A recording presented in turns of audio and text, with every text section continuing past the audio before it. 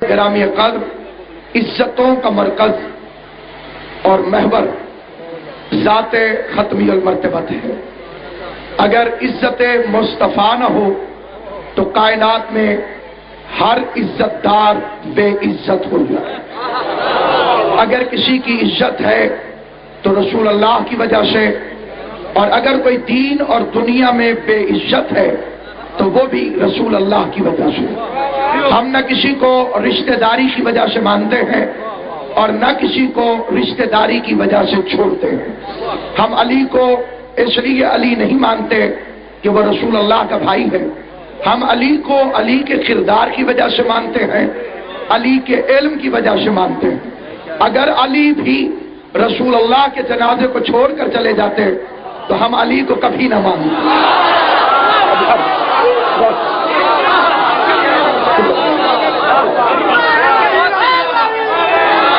جس کا ایمان ہو میرے ساتھ توجہ کریں۔ اگر علی نے بھی رسول اللہ کو کسی جنگ میں تنہا چھوڑ دیا ہوتا تو ہم علی کو بھی نہ مانتے۔ ہم علی کو مانتے ہیں علی کے اس لاریب کردار کی وجہ سے کہ جس کردار کی مثل کائنات پیش نہیں کر سکتی۔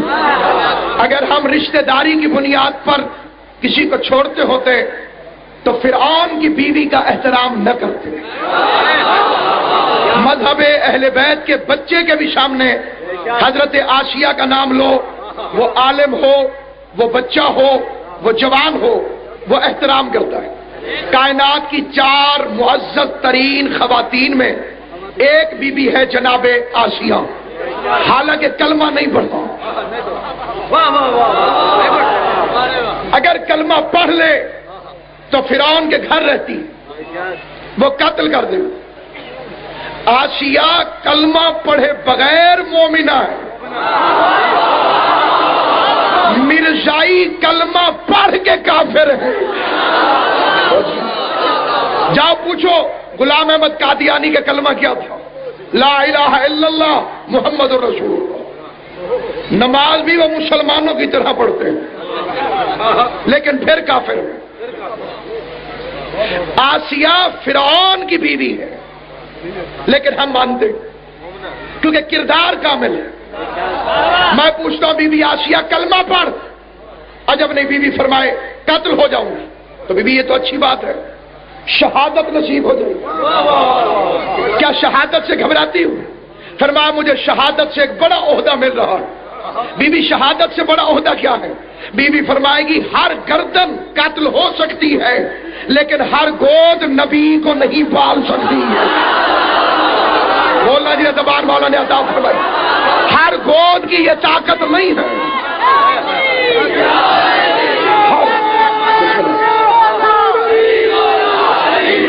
توجہ چاہتا ہوں، تمہیدی گفتگو پہ توجہ چاہتا ہوں۔ یہ مرکزی اور نمائندہ اجتماع ہے اور میں شیعان حیدر کرار کے اس اجتماع میں ببانگ دہل کہہ رہا ہوں، ہر گود نبی کو نہیں پال سکتی، ہر گردن قتل ہو سکتی ہے۔ تو جو موسیٰ کو پالنے والی ہو اس کا ایمان سمجھ میں آ گیا، جس نے محمد مصطفیٰ کو لوریاں دی ہو اس ابو طالب کا ایمان سمجھ میں کیوں نہیں آیا؟ ہم کردار کی وجہ سے فرعون کی بیوی کو تسلیم کرتے اور کردار اچھا نہ ہو نوح کی بیوی کو نہیں مانتے۔ ہے نبی کی بیوی لیکن نہیں مانتے۔ قرآن کہتا ہے قیامت کے دن شوہر بیوی کو قبلہ کہا جی نہیں پہچانے۔ معصومین سے پوچھا گیا وہ کون شوہر ہے جو بیوی کو نہیں پہچانے؟ معصوم نے فرمایا وہ حضرت موسیٰ علیہ السلام۔ 4 علم ہے، رسول کا منبر ہے، حسین کی مجلس، قسم کھانے کی ضرورت نہیں۔ جو لفظ پڑھ رہا ہوں وہ بذات خود قسم کے شائع ہے۔ سنی شیعہ علماء کے سروں پہ قرآن رکھ کے پوچھو کہ موسیٰ کی بیوی کا قصور کیا ہے کہ قیامت کے دن اولو العزم پیغمبر اپنی بیوی کی بات ہی نہیں سنے گا۔ یعنی آل محمد کا مذہب یہ ہے کہ دنیا میں جو اپنی بیوی پہ خواہ مخواہ روب رکھے قبر میں اور قیامت میں فرشتے اس کا حساب سخت لیں گے. یہ آل محمد کا فرمان ہے. اور وہ نبی ہو کر اپنی بیوی کو منہ نہیں لگا رہا, اور اس کی بیوی کوئی گئے گزرے خاندان کی عورت نہیں, جناب شعیب نبی کی بیٹی. 12 سال تک حق المہر میں نبی نے پانی بھرا, اور قیامت کے میدان میں چپ ہو جاؤ یا بول پڑو. روایت سنی شیعہ کی کہتی ہے کہ موسیٰ اسے منہ نہیں لگائے گا. میں 4 علموں کے پاس کھڑا ہو کے سنی شیعہ علماء کی ضمانت سے کہتا ہوں, جاؤ پوچھو تو صحیح تاریخ سے موسیٰ کی بیوی سے جرم کون سا ہوا کہ اسے اللہ کا نبی معاف ہی نہیں کرے گا. اس سے جرم یہ ہوا کہ زرافے پہ بیٹھ کر موسیٰ کے وسیع سے جنگ کرنے آئی. بولو جنہیں زبان والا نے عطا فرمائی ہے, جو سمجھ لو میری بات. زرافے کے اوپر بیٹھ کر موسیٰ کے وزیر جناب یوشع بن نون کے ساتھ جنگ کرنے کے لیے آئی. سنی ہے سنی رہے, شیعہ ہے شیعہ رہے, میں کسی کا مذہب تبدیل نہیں کرتا ہوں, لیکن مرنے سے پہلے اپنی غیرت اور اپنے ایمان سے پوچھ, نبی کے جانشین سے جنگ کرنا اتنا بڑا جرم ہے. نبی کی بیٹی نہیں بخشی جاتی, امتی کی بیٹی کی حیثیت ہی کیا.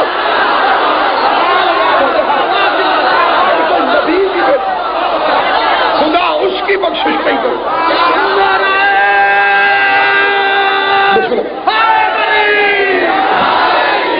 اور جب ہم سارے مل کر میرے سنی شیعہ مسلمان بھائیوں,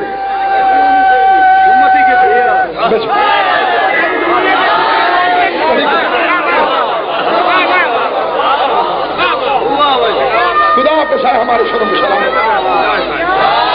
اور اگر شیعہ رشتہ داری کی بنیاد پر کسی کو چھوڑتے ہو تو امہات المومنین میں جتنی خطرناک رشتہ داری بی بی ام حبیبہ کی اتنی کسی کی ہے ہی نہیں.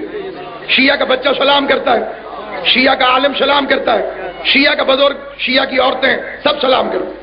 اور رشتہ داری کتنی خطرناک ہے. ابو سفیان کی بیٹی, جگر خور, جگر چبانے والی ہندا کی بیٹی,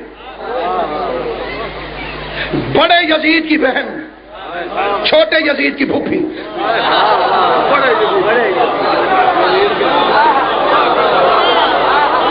سمجھ آئیے بابا, گرمی جسموں کو لگتی ہے, علی کی ولایت نیک ماؤں کی اولادوں کو لگتی.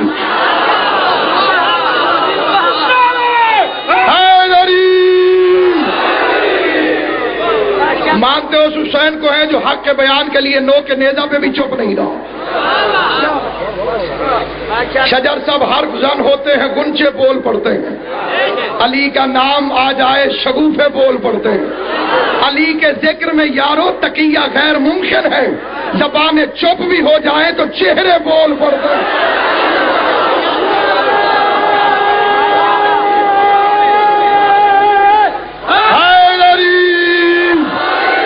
ہم ماتھے کی لکیریں پڑھتے ہیں, چہرے کے تاثرات پڑھتے ہیں. مذہب اہل بیت میں 2 رکعت نماز بھی پڑھنی ہو, وہ ہر ایرے گہرے کے پیچھے نہیں ہو سکتی. محمد مصطفیٰ کی فقہ فرماتی ہے پہلے 6 شرطیں, وہ 6 شرطیں پوری ہو جائیں تب نماز پڑھو, ورنہ نہ پڑھو. توضیح المسائل اٹھا لو, توفۃ العوام اٹھا لو, باہر نکل کے نماز جعفریہ لو, اس میں پڑھو. 6 شرطیں پوری ہوں پھر پیچھے نماز پڑھو, ورنہ نہ پڑھو. مرد ہو,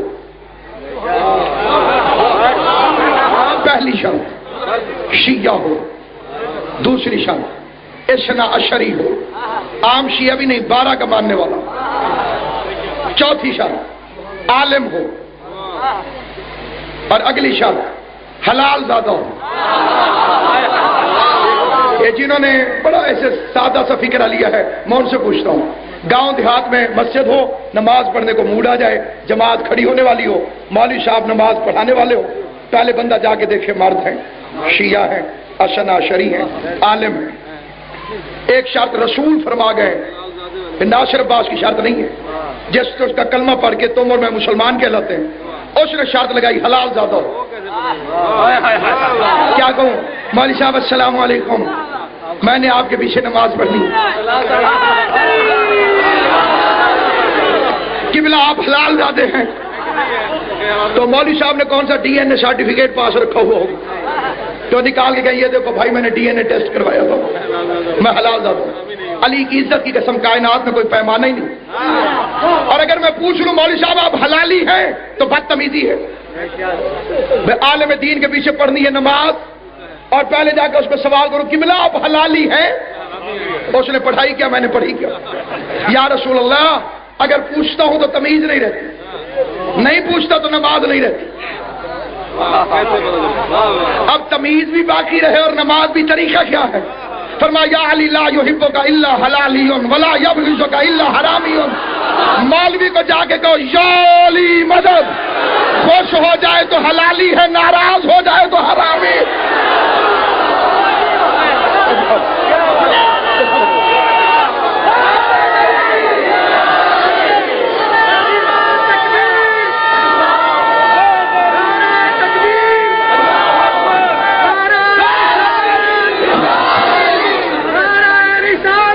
یا رسول اللہ، سارے مل کے ہاتھ بلند کر کے نعرہ حیدری۔ پیغمبر کو پتہ جب شرط